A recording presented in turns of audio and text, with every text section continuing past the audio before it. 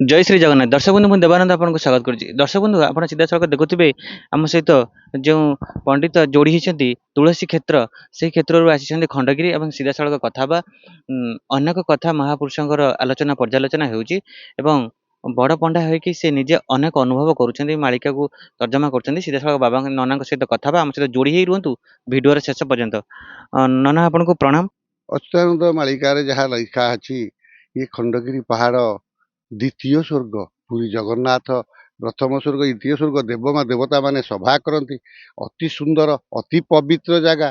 କିନ୍ତୁ ମାଳିକା ବର୍ଣ୍ଣିତ ଏ ସମୟରେ ଆମ ଭଳିଆ ପାପାଚାରୀ ଲୋକମାନେ ୟାକୁ ପବିତ୍ର ରଖୁନାହାନ୍ତି, ମର୍ଯ୍ୟାଦା ଦେଉନାହାନ୍ତି। ତେଣୁକରି ଆଗକୁ ଏଇଭଳିଆ ଭାବରେ ହେଲେ ଏଇଠି ହିଁ ଆମର ଶେଷ ଆରମ୍ଭ ହେବ। ମାଳିକାର ଯେତେବେଳେ କଳିଯୁଗର ଅବସାନ ବେଳ ଏଇଠୁ ମଧ୍ୟ ଆରମ୍ଭ ହେବ। ଯେମିତି କଟକ ଚୌଦ୍ୱାର ଅଛି, ଏଠୁ ମଧ୍ୟ ବାରଭୁଜାରୁ କଳିଗୋଳ ଆରମ୍ଭ ହେବ। ନନା ଯାହା ମହାପୁରୁଷ ବର୍ଣ୍ଣନା କରିଛନ୍ତି ଯେତେବେଳେ ଯୁଗର ଶେଷ ହେବ ସେତେବେଳେ ମହାପ୍ରଭୁ ନିଜେ କଳ୍କି ଆସିବେ, ସେତେବେଳେ ସେତେବେଳେ ଗୁପ୍ତରେ ଏଇଠି ସାଧନା କରିବେ ଏମିତି କିଛି ଆପଣ ଜାଣିଛନ୍ତି? ଗୁପ୍ତରେ ନିଶ୍ଚିତ ଭାବରେ ଏଠି ସାଧନା କରିବେ। ଗୁପ୍ତରେ ସାଧନା କରୁଅଛନ୍ତି ମଧ୍ୟ। ଯେତେବେଳେ କଳ୍କି ଅବତାର ଆସିବେ ସେ ତାର ମାଳିକା ବର୍ଣ୍ଣିତ ଅଛି। ପୁରୀରୁ ଛତିଆ 6 ଟିକିଆ ରୋଡ ହବ, 6ଟା ରୋଡ ହେଇଯିବ। ବୋଧେ ହେଇ ଆସିଲାଣି ବୋଧେ। ତାପରେ ଯେ ଜଗନ୍ନାଥ ଆସିଲେ କଳ୍କି ଅବତାର, ସେ 6 ଘରିଆ ଛକରେ ପହଞ୍ଚିବେ। ଆଉ ସେ ସମୟରେ ଖଣ୍ଡଗିରିରେ ଦେବତା ମାନେ, ସାଧୁ ସନ୍ଥ ମାନେ ଗୁପ୍ତରେ ଲୀଳା କରୁଛନ୍ତି ଏବଂ କରୁଥିବେ ମଧ୍ୟ ସେ ସମୟରେ। କାରଣ କଳ୍କି ଅବତାର ହେଲେ ତାର ଅଛି ଯେ ଯୋଉ ଆମର ଚିରଞ୍ଜୀବୀ ପରଶୁରାମ, ତାଙ୍କଠୁ ଅର୍ଡର ନେଲେ କଳ୍କି ସଂହାର କରିବେ, ମେଛ ସଂହାର କରିବେ। ଏହା ମଧ୍ୟ ମାଳିକାରେ ଦେଇଛି। ନନା ପରଶୁରାମ କୋଉଠି ଥିବେ? ପରଶୁରାମ ତପସ୍ୟା କରୁଛନ୍ତି, ଏବେ ଏବେ ମଧ୍ୟ ତପସ୍ୟା କରୁଛନ୍ତି। ତାଙ୍କର ସେବେ ବି ମହେନ୍ଦ୍ରଗିରିରେ ପରଶୁରାମ ତପସ୍ୟା କରୁଛନ୍ତି। କଳ୍କି ଅବତାର ନେଲା ପରେ ପରଶୁରାମଙ୍କୁ ଅର୍ଡର ନେଇକି ସେ କଳ୍କି ମେଛ ସଂହାର କରିବେ। ଇଏ ତ ଜଗନ୍ନାଥ 6 ଟିକିଆ ରୋଡରେ ଯିବେ, ସେ 6 ଘରିଆ ଛକରେ ଛତିଆରେ ରହିବେ। ଛତିଆରେ ତାଙ୍କ ଦାରୁ ବିଗ୍ରହ ରହିଲେ ବି ତାଙ୍କର କଳା ଘୋଡ଼ା ଚଢ଼ି ବାହାରିକି ଯିବେ। ସେଠି 6 ଘରିଆ ଛକରେ ବଳଦେବ ଧଳା ଘୋଡ଼ି ଚଢ଼ିକି ଧଳା ଘୋଡ଼ା ଚଢ଼ିକି ଆସିବେ। ଜଗନ୍ନାଥ ସେଠୁ କହିବେ ଯେ ଆଜିଠାରୁ ତୁମେ ହେଲ ରାଜା, କାହ୍ନୁ ପରିଜା। ବଳଦେବ ସେଇଠୁ ରାଜା ହେଇକି କଳ୍କି ସଂହାର କରିବେ। ନବରୁଦ୍ର ଅଷ୍ଟଚଣ୍ଡୀ ସହିତ ପାଖରେ ସାଙ୍ଗରେ ଧରିକି 9 ଜଣ ଶିବ, 8 ଜଣ ଚଣ୍ଡୀଙ୍କି ସାଙ୍ଗରେ ଧରି ମ୍ଲେଚ୍ଛ ସଂହାର କରିବେ। ଯେତେ ଜଣ ପଠାଣ ଅଛନ୍ତି ସବୁ ମୁସଲମାନ, ଭାରତରେ କେହି ରହିବେନି, ମୁସଲମାନ ଜଣେ। ମ୍ଲେଚ୍ଛ କହିଲେ ସେଇ ମୁସଲମାନକୁ ବୁଝାଏ। ଆଉ ତାପରେ କ'ଣ କରିବେ, ଆଉ ଭଳିଆ ଆମ ଭଳିଆ ମ୍ଲେଚ୍ଛ କହିଲେ ଯୋଉମାନଙ୍କର ଏକରୁ ଏକାଧିକ ସ୍ତ୍ରୀ, ସେମାନଙ୍କୁ ମ୍ଲେଚ୍ଛ କୁହାଯାଏ। ସେମାନେ ତାଙ୍କ ଭିତରେ ବାଡ଼ାବାଡ଼ି ହେଇ ମରିବେ, ଭଗବାନଙ୍କ ହାତରେ ମରିବେନି। ଭଗବାନଙ୍କ ହାତରେ ଯିଏ ମଲେ ମୁକ୍ତି। ତାଙ୍କୁ ଗାଳି ଦେଇକି ଶିଶୁପାଳ ବି ମୁକ୍ତି, ତାଙ୍କୁ କଂସ ଆଗରେ ବି ମୁକ୍ତି, ତାଙ୍କୁ ଭକ୍ତିରେ ଯେମିତି ଡାକିଲେ ମୁକ୍ତି, ଅଭକ୍ତିରେ ଡାକିଲେ ବି ମୁକ୍ତି। କିନ୍ତୁ ଭଗବାନଙ୍କ ହାତରେ ତ ଆମ ଭଳିଆ ଲୋକ ମରିବେନି। ଆମେ ଆମରି ଭିତରେ ସବୁ ବାଡ଼ିଆ ପିଟା ହେଇକି ମରିବା କଥା। ମ୍ଲେଚ୍ଛ ସଂହାର ଆମେ, ଆଉ ପଠାଣକୁ ମ୍ଲେଚ୍ଛ ସଂହାର, ସେମାନେ ଭଗବାନଙ୍କ ହାତରେ ମରିବେ। ନନା କଣ କଳିଯୁଗ ସତରେ ସରିଯିବ? ବହୁତ ଆୟୁଷ, କଳିଯୁଗର ଆୟୁଷ ବହୁତ, କିନ୍ତୁ ଆମର ଅପକର୍ମ ଯୋଗୁଁ ଆୟୁଷ କ୍ଷୟ ହେଇଯାଉଛି। ଭଗବାନଙ୍କୁ ଘରେ ଠାକୁର ରଖିକି ଯିଏ ପୂଜା ନ କଲେ କଳିଯୁଗର ଆୟୁଷ ହାନି। ଧର୍ମ ପାଳନା ଠିକ ନ କଲେ କଳିଯୁଗର ଆୟୁଷ ହାନି। ତେଣୁ ମଣିଷ ଅପକର୍ମ କରୁଥିବାରୁ କଳିଯୁଗର ଆୟୁଷ ବହୁତ ଅଛି। ଆମେ ତ ସଂକଳ୍ପରେ କରିଛୁ ପ୍ରଥମ ଚରଣ, ଆହୁରି 3 ଚରଣ ଅଛି। ଯେମିତି ରାବଣ 14 ଘଣ୍ଟା ଯୁଗକୁ ଆଣିକି କେତେ ଘଣ୍ଟାରେ ଗଲା, 8 ଘଣ୍ଟାରେ, ସେମିତି ଆମର କଳିଯୁଗ ଆୟୁଷ ବହୁତ ଥିଲେ ମଧ୍ୟ ଆମର କର୍ମ ହେତୁ ଆୟୁଷ ଲୋପ ହେଇଯାଉଛି। ଏମେ ଆମେ ଶୁଣିବାକୁ ପାଉଛୁ ଯେ କଳିଯୁଗ ଖୁବ ଶୀଘ୍ର ସରିବ। ସେମିତି ତ ଶୁଣା ଯାଉଛି, ମାଳିକାରେ ତ ଅଛି। ଆମେ ଯାହା ଗୋଟେ ଗୋଟେ ଅନୁଭବ କରୁଛେ, ଯାହା ସେ କହୁଛି ତ ହଉଛି, ଫଳୁଛି। କହିହବନି ନିକଟ ଭବିଷ୍ୟତ 30-40 ବର୍ଷରେ ଏମିତି ହେଇଯିବ, ସେମିତି ହେଇଯିବ, ଧ୍ୱଂସ ହେଇଯିବ, ଶୁଣିବାକୁ ପାଉଛେ। କିନ୍ତୁ ପ୍ରଭୁ ନିଜେ ଘୋଡ଼ା ଚଢ଼ିକି ଆସିବେ ଖଣ୍ଡା ଧରିକି। ନିଶ୍ଚିତ ଛତିଆରେ ତାଙ୍କର ତ ଚଳନ୍ତି ପ୍ରତିମା ପୂଜା କରାଯାଉଛି। କଳା ଘୋଡ଼ା ଧଳା ଘୋଡ଼ା ଚଢ଼ିକି ବଳଦେବ ଜଗନ୍ନାଥ ରହିଛନ୍ତି। ଯେମିତି ସେ ଛତିଆକୁ ଯିବେ, ସେମିତି କଳ୍କି ମ୍ଲେଚ୍ଛ ସଂହାର କରିବାକୁ କଳା ଘୋଡ଼ା ଧଳା ଘୋଡ଼ା ଚଢ଼ିକି ଯିବେ। ଦୁଇ ଭାଇ ଆସିବେ। ରଥରେ, ହଁ ହଁ, ଦୁଇ ଭାଇ ନିଶ୍ଚିତ କଳ୍କି କଳା ଘୋଡ଼ା ଧଳା ଘୋଡ଼ା ଚଢ଼ିକି ରଥ ମ୍ଲେଚ୍ଛ ସଂହାର କରିବେ, ଏହା ବୋଲି ମାଳିକାରେ ବର୍ଣ୍ଣିତ ଅଛି। ନା ଆଉ ଗୋଟିଏ କଥା କୁହନ୍ତୁ, ନିଜେ ମାନବ କଣ ନିଜେ କହିବେ ମୁଁ ପ୍ରଭୁ ବୋଲି?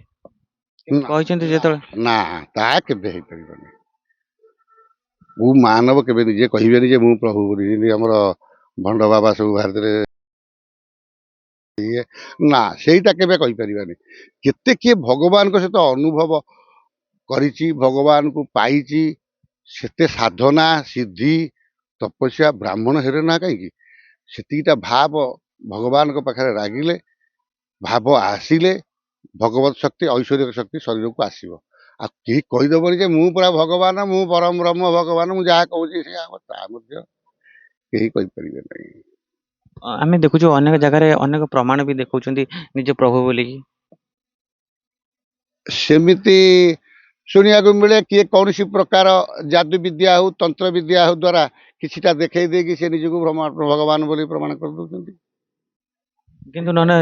କିନ୍ତୁ ନନା ମହାପ୍ରଭୁ କଳ୍କି ଆସିନାହାନ୍ତି। ନା, ଆସିନାହାନ୍ତି। ମାଳିକାରେ କହିଲା ଭଳିଆ କୋଉଠି ଆମର ଯାଜପୁର କୋଉ ଘରେ ଜନ୍ମ ହେଇଥିବେ, ସେ ତାଙ୍କ ମା'ଙ୍କ ହେଇଥିବ, ତାଙ୍କ ନାଁ ହେଇଥିବ, ଆସିବେ। ଆସିବେ, ସମୟ ଅଛି। ଆସନ୍ତା ନବକଳେବର ପରେ ଜଣା ପଡ଼ିବ, 2033 ଯୋଉ ନବକଳେବର ଅଛି 32-33ରେ, ତାପରେ ଜଣା ପଡ଼ିଯିବ କଳ୍କି ଅବତାର କେବେ ଆସିବେ। ନବକଳେବରରୁ ସୂଚନା ମିଳେ, ଜଗନ୍ନାଥଙ୍କର ନବକଳେବରରୁ କଳ୍କି ଆସିବାର ସୂଚନାଟା ମିଳିଯାଏ କିଛି କେତେକାଂଶରେ।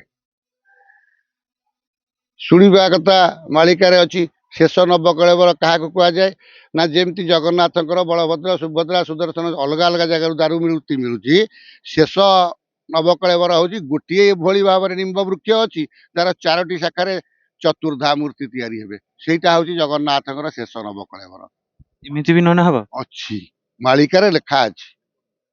ଗୋଟିଏ ଏଭଳି ନିମ୍ବ ଗଛ ଥିବ, ସେ କେତେ 500 ବର୍ଷର ବୋଧେ ହେଇଥିବ, ଚତୁର୍ଦ୍ଧ ହେଇଥିବ, 4ଟି ଶାଖାରୁ 4ଟି ଦାରୁ ମିଳିବ, ବଳଭଦ୍ର ଜଗନ୍ନାଥ ସୁଭଦ୍ରା ସୁଦର୍ଶନ, ସେଇଟା ହଉଛି ଶେଷ ନବକଳେବର।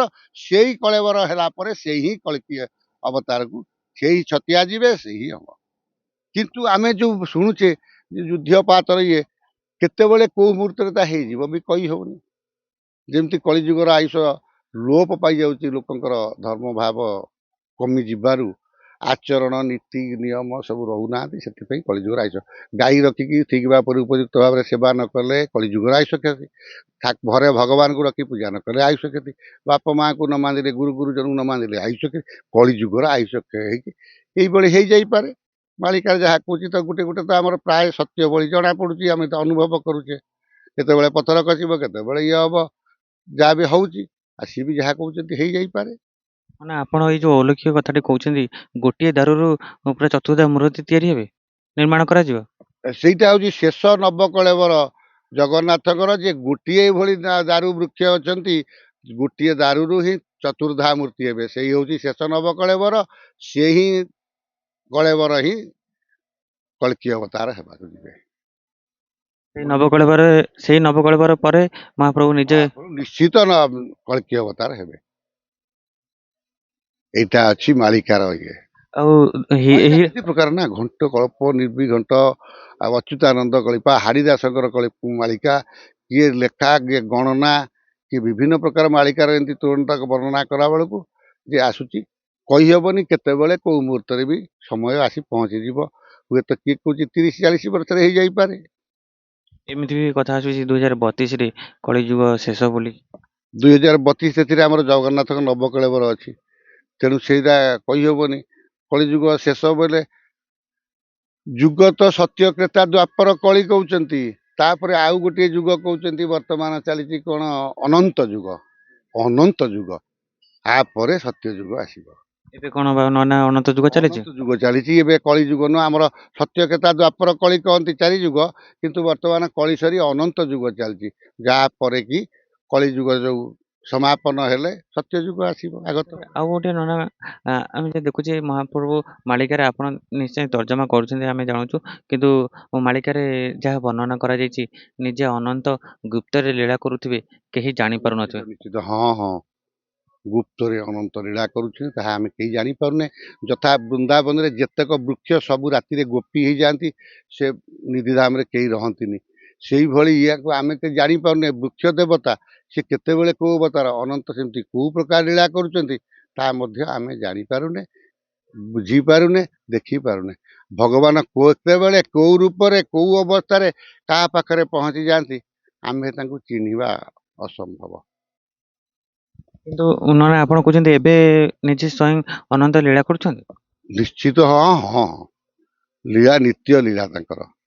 ଆଉ ସେ ଯିଏ ଗୁପ୍ତରେ ଲୀଳା କରୁଛନ୍ତି ସେ କଣ କହିବେ କି ମୁଁ ନିଜ ଅନନ୍ତ ବୋଲି? ତା ସେମିତି ସମସ୍ତଙ୍କୁ ତ ସେ ସେମିତି କହିବେ ନାହିଁ। ସେମିତି ଭାବପୂର୍ଣ୍ଣ ଭକ୍ତିପୂର୍ଣ୍ଣ ବିଶ୍ୱାସ ଥିଲେ ସେ କହିବେ ନା। ସମସ୍ତଙ୍କୁ ତ ସେ ଏମିତି କହିବେନି ଅନନ୍ତ। ଯିଏ ସମସ୍ତଙ୍କୁ ଦେଖେଇବା ମୁଁ ଏମିତି ଜାଣିଛି ମୁଁ ଏମିତି ସେମିତି ପ୍ରକୃତ ଯିଏ ସିଏ କହନ୍ତି ନାହିଁ। ଜ୍ଞାନୀମାନେ ଦେଖେଇ ହୁଅନ୍ତି ନାହିଁ। ଆଉ ଯିଏ ଲୀଳା କରୁଥିବେ ସିଏ କ୍ୱଚିତ ଅନନ୍ତ ଲୀଳା କରୁଥିବେ, କାହାକୁ କହୁଥିବେ ନ କହୁଥିବେ, କିନ୍ତୁ ସିଏ କହିବାଟା ଏତେଟା ନୁହଁ।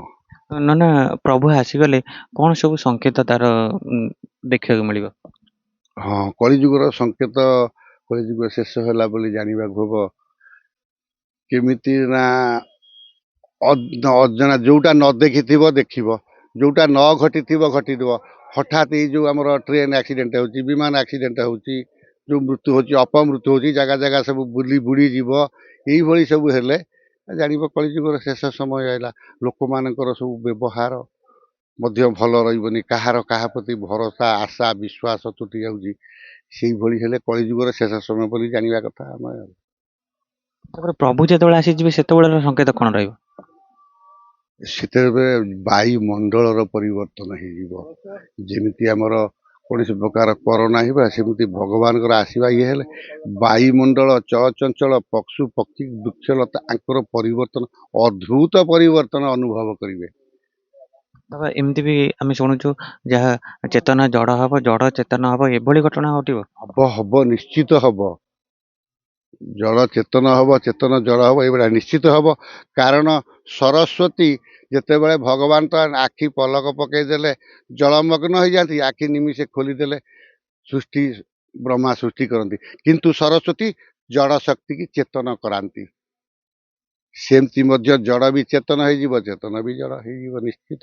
7 ପ୍ରକାର ଯୋଉ ଅଛି ଆମର ଜାଗ୍ରତ, ସ୍ୱପ୍ନ, ସୁଷୁପ୍ତି, ତୁରୀୟ, ତୁରୀୟାତୀତ, ଏସବୁ 7ଟା ଚେତନା ଯୋଉ ଗୀତା ଭଗବତ ଗୀତାର, ଇଏ ନିଶ୍ଚିତ ପରିବର୍ତ୍ତନ ଏପଟ ସେପଟ ହେଇଯିବ। ତେଣୁ ଆମେ ତ କାର୍ଯ୍ୟ ବିଶ୍ୱାସ ଭାବ ଆମର ଯେଭଳି ରହୁଛି, ପରିବର୍ତ୍ତନ ଅବଶ୍ୟ ଭାବି ନିଶ୍ଚିତ ହବ ବୋଲି ମାଳିକା କହିବା କଥା।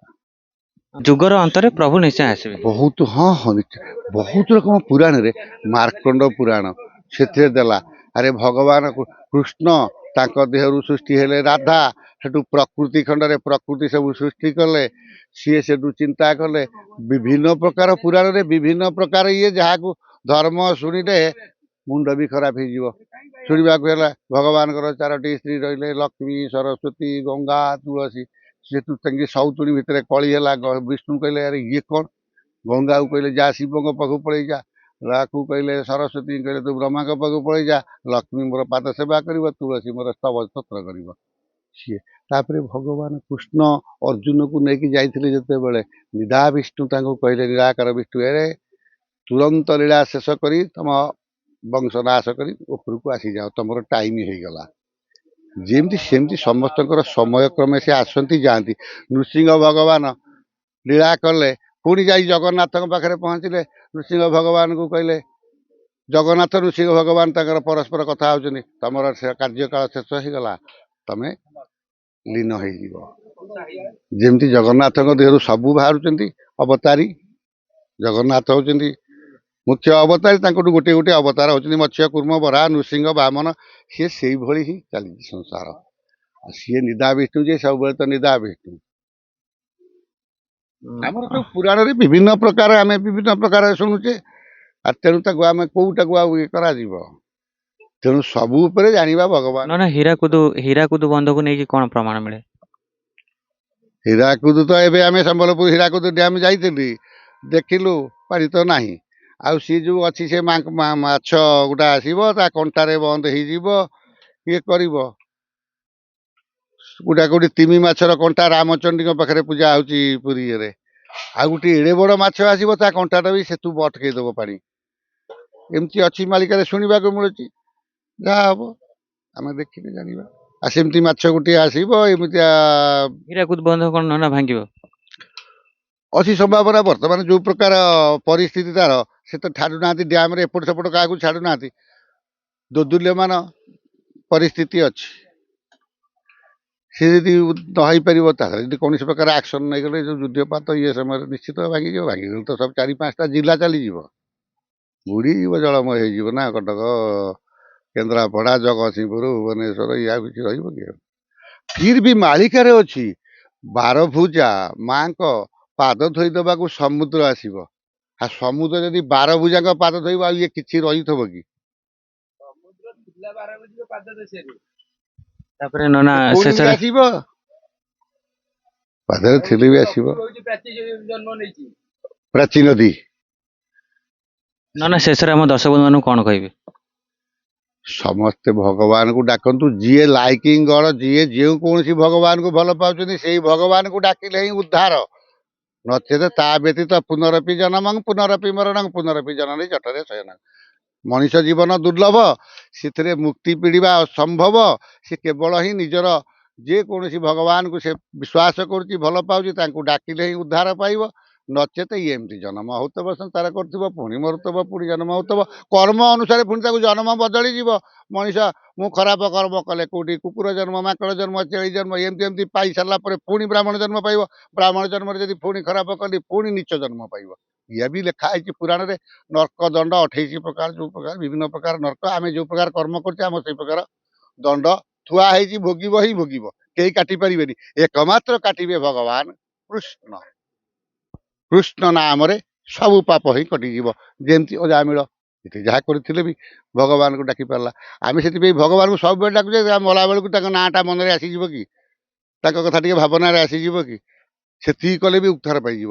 କାରଣ ଉଦାହରଣ ସ୍ୱରୂପ ଅଜାମିଳ ହେଲା, ବିଲ୍ୱ ମଙ୍ଗଳ ହେଲା, ଯେତେ ସବୁ ଥିଲେ, ଯେତେ ଯିଏ କଲେ ବି ସେତେ ଉଦ୍ଧାର ପାଇଯାଇଛନ୍ତି ଭଗବାନଙ୍କ ପ୍ରତି। ବେଶିଆ ପିଙ୍ଗଳା ବେଶିଆ ଅବଧୂତ ଗୁରୁ କରି ସିଏ ବି ତାର ଅପେକ୍ଷା କରି କରି ଶେଷକୁ ବିକାର ଭାବ ଆସିଲା, ଭଗବାନଙ୍କୁ ଡାକି ସିଏ ବି ମୁକ୍ତି। ତେଣୁ ଆମେ ଯେଉଁ ଭଳିଆ କର୍ମ କରିବା ସେଇ ଭଳିଆ ହିଁ ପାଇବା। ଆମେ ଯଦି ଚାହିଁବା ତ ମୁକ୍ତି ପାଇବା, ନହେଲେ ଚାହିଁବା ତ ପୁଣି ସେମିତି ଜନ୍ମ ହେଉଥିବା, ସଂସାର କରୁଥିବା, ଘର ଦ୍ୱାର କରିବା, ପୁଣି ଯିବା। ଆଉ କ'ଣ, ଆମ କର୍ମ ଅନୁସାରେ ଜନ୍ମ ଆଉ ଭଗବାନ ଦେବେ ଆଉ। ନନା ଆପଣଙ୍କୁ ବହୁତ ବହୁତ ଧନ୍ୟବାଦ। ଦର୍ଶକ ବନ୍ଧୁ ଏଇଠି ରହୁଛୁ। ଜୟ ଶ୍ରୀ ଜଗନ୍ନାଥ, ଜୟ ପଞ୍ଚସଖା।